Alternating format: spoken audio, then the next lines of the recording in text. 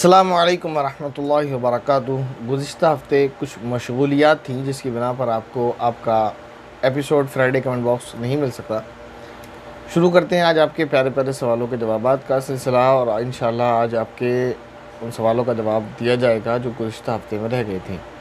पहला सवाल है भाई साहिब आलम साहब का, सवाल कर रहे हैं अस्सलामु अलैकुम वरहमतुल्लाहि वबरकातुहू। वालेकुम अस्सलाम वरहमतुल्लाहि वबरकातुहू। उम्मीद है कि हज़रत खैरियत से होंगे। जी अल्हम्दुलिल्लाह, अल्लाह का करम है। आप तमाम भाइयों और बहनों की दुआएं हैं और आप तमाम के लिए भी दुआएं हैं कि अल्लाह ताला आप तमाम को खैर आफियत से रखे।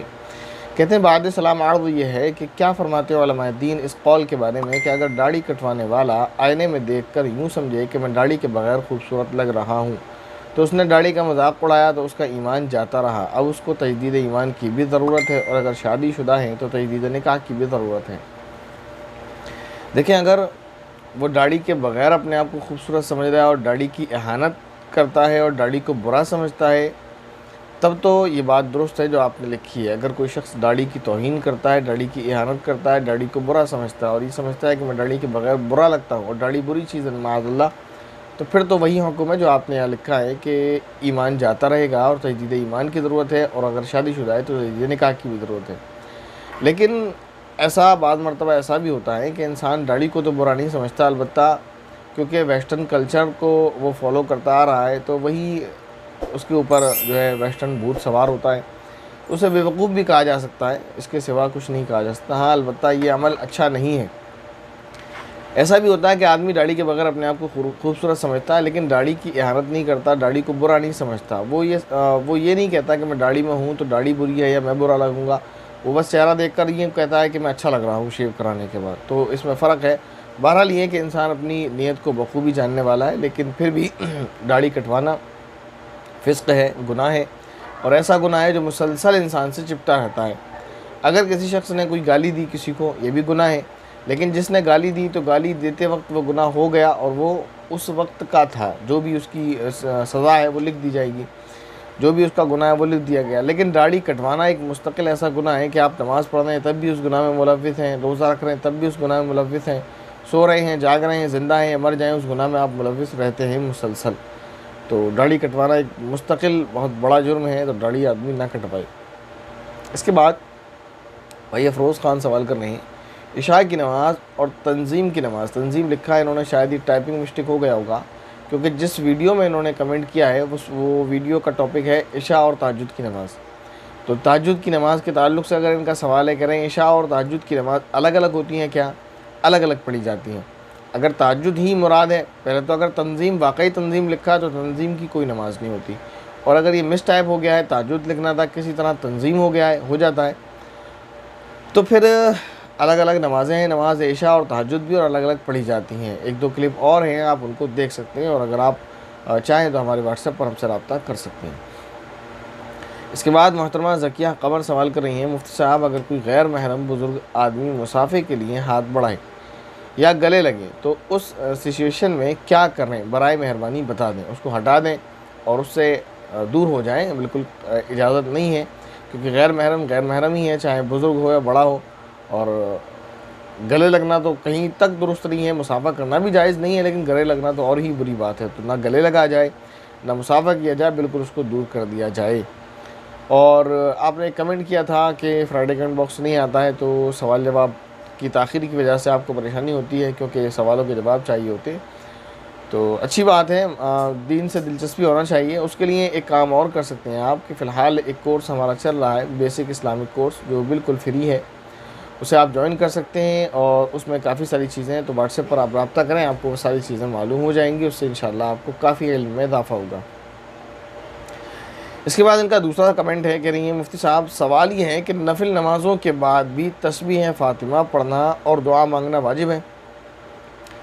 दुआ मांगना और तस्बीह फ़ातिमा पढ़ना फ़र्द नमाज के बाद भी वाजिब नहीं है। नफिल नमाज के बाद क्या वाजिब होगा? जायज़ हमेशा है, जब चाहें जब कर लें, लेकिन दुआ न मांगना ये बुरी बात है। ये ऐसा ही है कि जैसे एक शख्स मज़दूरी करे दिन भर और मज़दूरी करने के बाद अपनी तनख्वाह न ले शाम को, तो ये कहाँ की अक्लमंदी है कि आदमी मज़दूरी करे पर तनख्वाह न ले।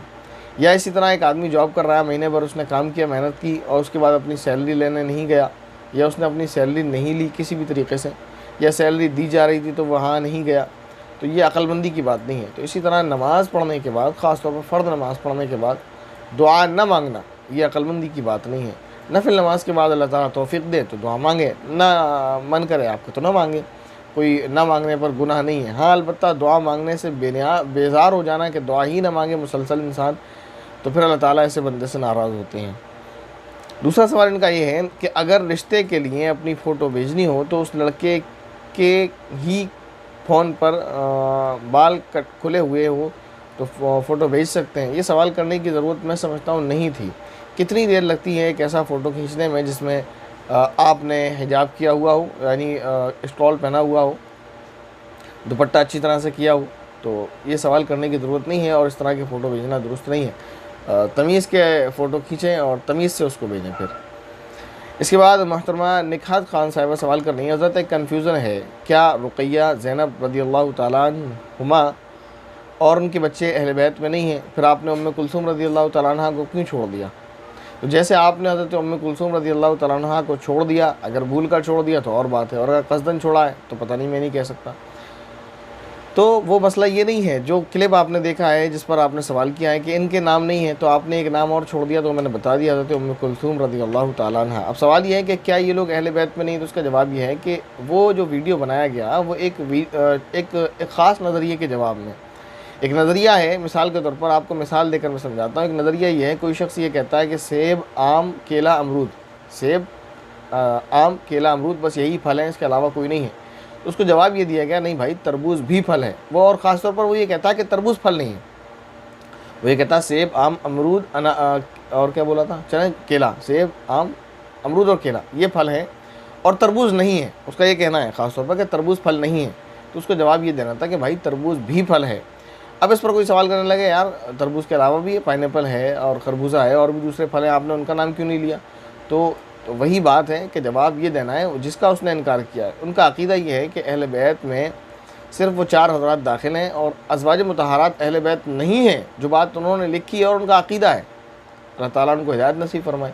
तो उस पर जवाब रिकॉर्ड कराया गया कि अहले बैत अव्वल मिसदाक़ हैं, जो है आयत तत्हीर के वही मिसदाक़ हैं और आयत ही उनके लिए नाज़िल हुई है और सबसे पहले अहले बैत वही हैं, और बाकी अल्लाह के नबी सल्लल्लाहु अलैहि वसल्लम की आला औलाद तमाम के तमाम अहले बैत हैं, चाहे वो आपकी चारों बेटियां हों या आपके बेटे हों या बेटियों की औलाद हो।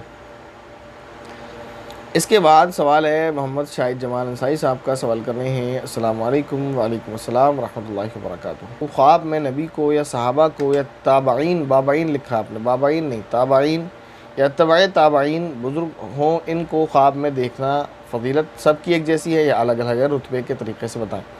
ज़ाहिर है सबकी जो है फ़जीलत अलग अलग होगी, एक कैसे हो सकती है? कहाँ अल्लाह के रसूल सल्लल्लाहु अलैहि वसल्लम जो सय्यदुल अंबिया हैं और कहाँ सहाबा, ताबाइन, तबाए ताबाइन जो उम्मती हैं, तो फ़र्क है नबी में और उम्मती में। फिर उसके बाद कहाँ सहाबा की जमात और कहाँ ताबाइन और तबाए ताबाइन की जमात, कि सहाबा जैसा मुक़द्दस कोई भी नहीं हो सकता। तो सबकी फ़जीलत अलग अलग है। इसके बाद सवाल कर रहे हैं दुआ देते हुए कि मुफ्ती साहब अल्लाह ताला आपको ऐसे ही खुश रखे, आमीन, और आपको भी अल्लाह ताला ऐसे ही खुश रखे। कह रहे मुफ्ती साहब, जैसे बारिश में हम नहाते हैं फिर ऐसे कपड़े पहनकर हम वज़ू कर लेते हैं, वज़ू करके नमाज़ पढ़ लें तो नमाज हो जाएगी या नहाकर दोबारा वज़ू करें? बताएं।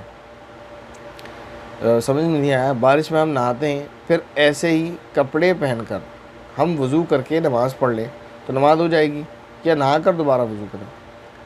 नहाने की ज़रूरत मतलब समझ नहीं आया। आप बारिश में नहाते हैं फिर वज़ू करते हैं फिर नमाज़ पढ़ते हैं तब भी नमाज़ हो जाएगी, और बारिश में नहाते हैं फिर अलग से नहाते हैं फिर वज़ू करते हैं तब भी नमाज़ हो जाएगी, कोई मसला नहीं है।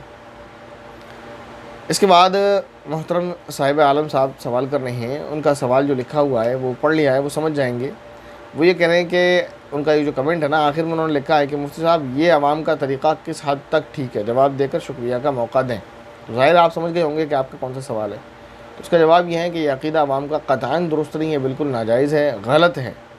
भाई अगर यही काम करना है तो आप जो इस्लामी तरीक़ा है उसको अपनाएं ना, दाढ़ियाँ रखें, टोपियाँ पहने, अमामा बांधें, आपकी मुस्तकिल पहचान है। कह कह कर आपको थक गए कि आप दाढ़ियाँ पहने, मर्द भी नज़र आएंगे और मुसलमान भी नज़र आएंगे। दाढ़ियाँ रखें, टोपी पहने तो आप दूर से नज़र आएंगे, हाँ भाई मुसलमानों की एक जमात है, मुसलमान जा रहे हैं, मुसलमान आ रहे हैं, मुसलमान हैं। क्या किया है आपने? गैरों के कल्चर में ढल गए हाथों में डोरे बांध लिए जिसको कलाबा शरीफ कहते हैं, और कंगन पहन रखे हैं हाथों में, और बस क्या हाल है। और हमारे नौजवानों का तो कहना ही क्या, आज तो पता ही नहीं चलता है, खड़े हो जाओ बाज़ार में तो यही नहीं पता चलता कि यहाँ मुसलमान हैं भी या नहीं है, कितने हैं तो बहुत दूर की बात है। देखिए, हर शख्स को अपने अपने कल्चर को फॉलो करना चाहिए और करता भी है। हमारे बरदरान वतन बहुत सारे मज़हब के हैं, जैसे हमारे सिख भाई हैं वो अपने पग से पहचाने जाते हैं, अपनी दाढ़ियों से पहचाने जाते हैं।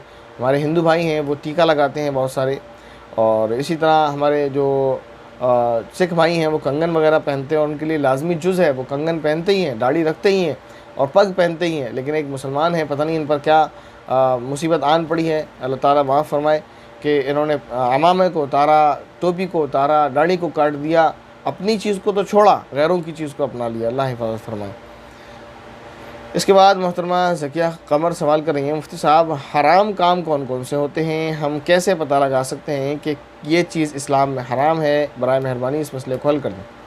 ये इस्लामी तालीमात को हासिल करें, बहुत ईजी है, आपको पता चल जाएगा कौन सी चीज़ हराम है कौन सी हलाल है।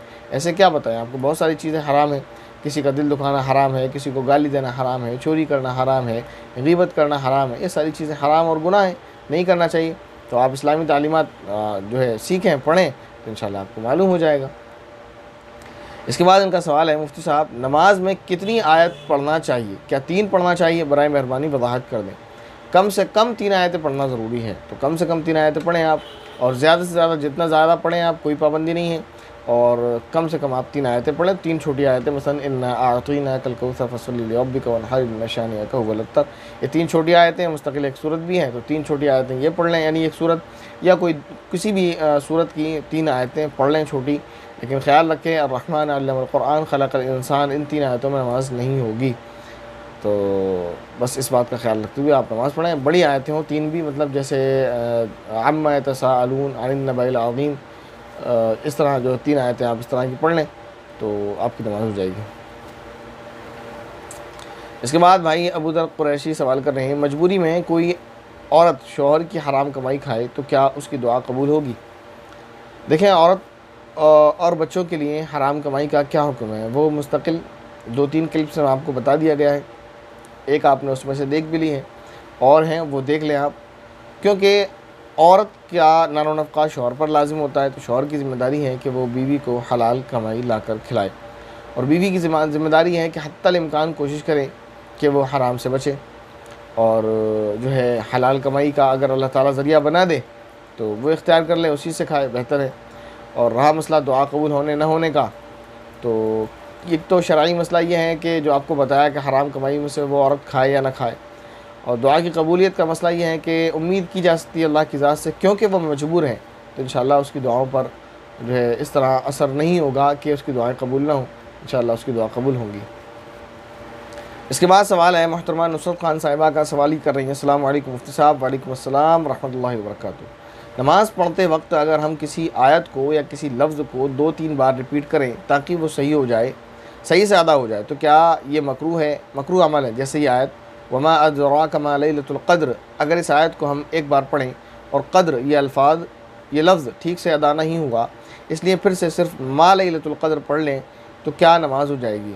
नमाज़ तो हो जाएगी, लेकिन अगर वाकई एक लफ्ज़ सही अदा नहीं हुआ है तो उसके लिए तो रिपीट करके सही से पढ़ना चाहिए, लेकिन वहम में नहीं पढ़ना चाहिए। वहम एक बुरी बीमारी है। एक साहब है हमारी मस्जिद के करीब ही हैं, उनको एक वहम है, पता नहीं क्या है, वो एक ही मतलब कई बार पढ़ते हैं, जैसे नियत बांध लेंगे तो सुब्हानकल्लाहुम्मा सुब्हानकल्लाहुम्मा सुब्हानकल्लाहुम्मा व बिहम्दिका व बिहम्दिका, और अल्लाह जाने क्यों वो इस तरह से पढ़ते हैं। बुज़ुर्ग हैं काफ़ी, यानी बुज़ुर्ग से मुराद काफ़ी उम्र दराज हैं, बुज़ुर्ग से मुराद ये नहीं कि अहले इल्म में से हैं, तो वहम में नहीं पढ़ना चाहिए, बाकी नमाज इंशाअल्लाह आपकी हो जाएगी। इसके बाद एक बहन है मोहतरमा आयशा, वो सवाल कर रही है, मौलाना साहब अगर हम किसी से निकाह की ख्वाहिश रखते हैं तो हम उस शख्स को बता सकते हैं या फिर मैसेज के ज़रिए कि मैं आपसे निकाह करना चाहती हूँ, क्या सिर्फ इतनी सी बात कह सकते हैं ताकि उनको पता चल जाए बस, और बाकी चैट वगैरह ना करें, बाद में वो ख़ुद हमारे घर वालों से बात करेंगे। प्लीज़ मेरा सवाल संडे कमेंट बॉक्स में लीजिए। आप जो है इसको मुश्किल क्यों बनाना चाह रही हैं, इसको आसान करें ना। आप पहले तो आप उस बंदे को बताएंगी, फिर वो आपके घर वालों से बात करेगा, तो पहला स्टेप ये है कि आप उसको बताएं, दूसरा स्टेप ये है कि वो आपके घर वालों को बताएं। तो सीधे सीधे आप अपने घर वालों को, अपनी माँ को, अपनी भाभी को, अपनी बहन को क्यों नहीं बता देती, क्यों आप इसको उल्टा उल्टा कर रही हैं। वही पहले आप उसको बताएंगी, फिर वो आपके घर वालों को बताएगा, फिर आपके घर वाले अगर राज़ी होते हैं तो उसके घर वालों से बात करेंगे, फिर उसके बाद बात आगे बढ़ेगी। और इधर आप अगर अपने घर वालों को बता दें, आपके घर वाले उसके घर वाले से बात कर लें, बात ख़त्म हो जाएगी। तो इसको आप उल्टा क्यों घुमा रहे हैं, सीधे सीधे कर लेना। इसके बाद एक बहन का सवाल है, सवाल कर रही है, अस्सलाम वालेकुम मुफ्ती साहब। वालेकुम अस्सलाम रहमतुल्लाहि व बरकातहू। मेरे शौहर क्रेडिट कार्ड इस्तेमाल करते हैं, उन्होंने मुझे गोल्ड दिलाया, माशाल्लाह मुबारक हो, और शॉपिंग भी करवाई है, मुबारक हो, बहुत खुशकिस्मत हैं आप, क्योंकि यही सुनने में आता है आजकल के हस्बैंड जो है शॉपिंग नहीं कराते। बहुत अच्छी बात है, आपके शौहर ने आपको शॉपिंग कराई। कहते बहुत बार कराई है, माशाल्लाह। एक दिन मेरे जहन में ये आया कि शॉपिंग करने पर हमें जो डिस्काउंट मिलता है वो तो हलाल है, ये बात मालूम है, पर अगर टाइम से पेमेंट ना जमा किया जाए तो उस पर जो फ़ाइन आती है उसे सूद कहा जाएगा, ठीक है। अगर मेरे हस्बैंड को भी फ़ाइन आई और उन्होंने जमा किया हो, तो क्या मैंने जितनी शॉपिंग की है, कपड़े, गोल्ड या खाने पीने की चीज़ें, तो वो हलाल हैं या हराम? मैं इस बात से परेशान हूँ। मैंने अपने शौहर से पूछा तो वो बोले दुबई में सब लोग क्रेडिट कार्ड ही यूज़ करते हैं, अब क्या मसला है, डिटेल में समझा दीजिए, इस पर भी एक वीडियो बनाएं। क्या सिर्फ फ़ाइन देने का ही गुनाह होगा, या उससे ख़रीदी हुई सारी सारी हलाल चीज़ें हराम हो जाएंगी? नहीं, फ़ाइन देना ये यानी सूद देना और लेना, ये दोनों गुनाह हैं। तो सूद ना लिया जाए, ना दिया जाए, इसकी पूरी कोशिश की जाए। अलबत्ता आपने जो सामान ख़रीदा था वो अपनी हलाल कमाई से आपने ख़रीदा, वो हराम नहीं होगा। और आपके शौहर का ये कहना है कि दुबई में सब ऐसा करते हैं, तो दुबई में नहीं पूरी दुनिया में करने लगे। गलत काम ज़्यादा लोगों के करने से सही नहीं हो जाता, या किसी के भी करने से, कोई भी करे अगर गलत काम है तो गलत काम है, वो किसी के भी करने से सही नहीं हो जाता। तो सूद लेना और देना शरीयत इस्लामी में नाजायज़ है, तो सूद ना लिया जाए, ना दिया जाए। हाँ, अलबत्ता आपके कपड़े, आपका गोल्ड, आपके खाने पीने की चीज़ें जो आपने ख़रीदी हैं वो आपने अपनी हलाल कमाई से ख़रीदी हैं। जो आपके हस्बैंड ने कमाया है तो वो बिल्कुल हलाल है, उसमें कोई नुकसान की बात नहीं है। यही चंद सवालात हैं जो आपके लिए गए, और अगर किसी का कोई सवाल रह गया है तो वो इंशाल्लाह नेक्स्ट कमेंट बॉक्स में ले लिया जाएगा। अस्सलाम वालेकुम व रहमतुल्लाहि व बरकातहू।